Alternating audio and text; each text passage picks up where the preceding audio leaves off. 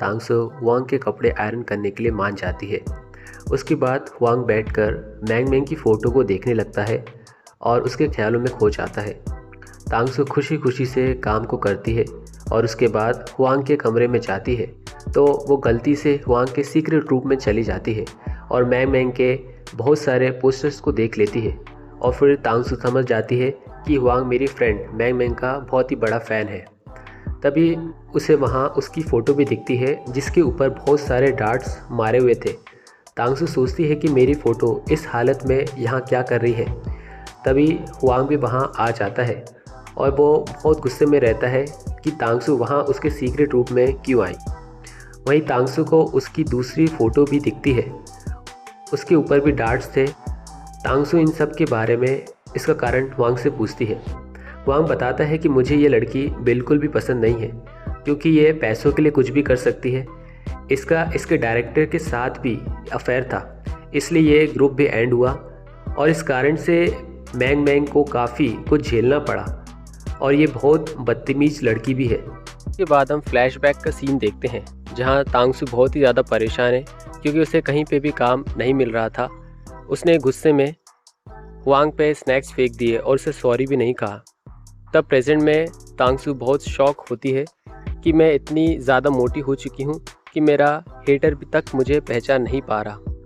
तांगसू imagine करती है कि हुआंग उसे डांट फेंक कर मार रहा है, इसलिए वो सोचती है कि इससे पहले कि ये मुझे पहचान ले मुझे यहाँ से निकल जाना चाहिए, वरना मेरी और भी ज़्यादा बेइज्जती हो जाएगी अगर इसे ये पता चल जाएगा कि मैं इतनी ज़्यादा मोटी हो गई हूँ। इसलिए तांगसू बोलती है कि मैंने तुम्हारे सारे कपड़े प्रेस कर दिए हैं, अब मैं यहाँ से जा रही हूँ।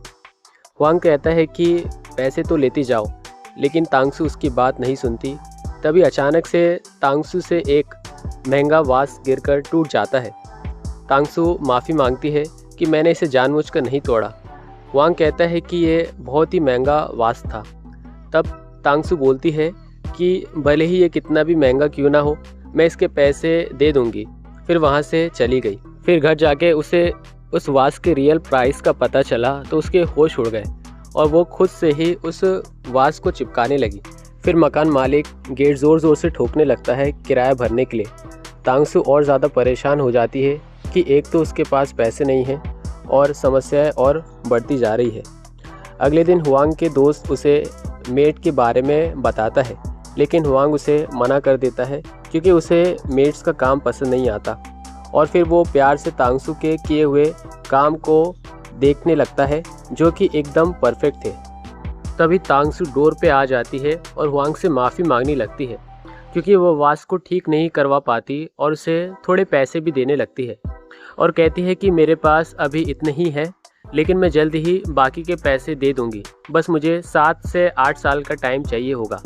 हुआंग सोचता है कि ये कितनी क्यूट और इनोसेंट है। हुआंग बोलता है कि 7-8 साल में वास का प्राइस और ज़्यादा बढ़ जाएगा, इसलिए मैंने तुम्हारे लिए एक डील सोची है।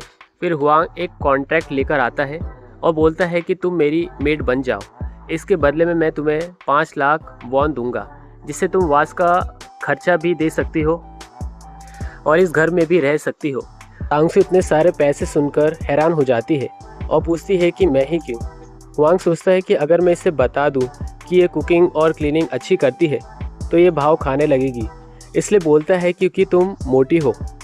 ये सुनकर तांगसू को बहुत अजीब लगा कि ऐसा भी कुछ होता है क्या, लेकिन सैलरी के कारण खुशी खुशी कॉन्ट्रैक्ट पे साइन करती है, मगर साइन करते करते ही आधे में रुक जाती है और काट के दूसरा साइन करती है, वरना हुआंग उसे पहचान लेता।